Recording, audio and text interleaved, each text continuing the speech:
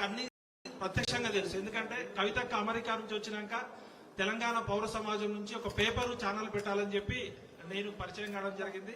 ఆ కష్టాలు నష్టాలు అన్ని తర్వాత చెప్తా గానీ ఈ రోజు నేను ఇక్కడికి రావడానికి ప్రధాన కారణం కేసీఆర్ కూతురుగా తాను రాజకీయాల్లోకి రావచ్చు, తెలంగాణ జాగృతిగా మనం పరిచయం కావచ్చు, బతుకమ్మగా పరిచయం కావచ్చు. కానీ ఈ రోజు తెలంగాణ కష్టాల్లో ఉంటే ఏ రాజకీయ పార్టీ పోరాటం చేయకుండా ఓన్లీ నుమాయిష్ మన నాంపల్లిలో ఎగ్జిబిషన్ జరిగినట్టు ఎగ్జిబిషన్ కి పోయొచ్చినట్టు పోయేస్తున్నారు.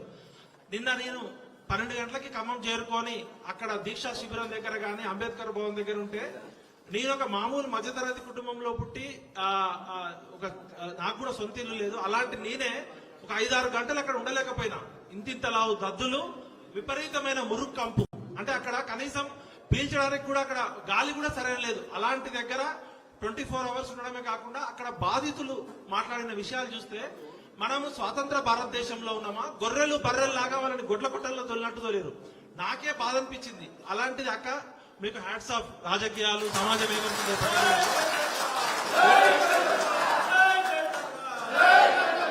అయితే కొన్ని విషయాలు కులం మాట్లాడుకోవాల్సిన సందర్భం. కవితక్కతో నాకున్న పరిచయం ఒక సోదరిగా పరిచయము.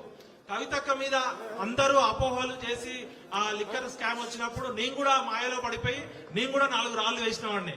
అక్క దానికి క్షమాపణ చెప్తున్నా. అయితే కోర్టులు తేల్చాలి, కోర్టులు అనేది తేల్చాలి. ఈ రోజు సిబిఐ కోర్టు అనేది చెప్పింది కవితక్క క్లీన్ చిట్ ఇచ్చిందని.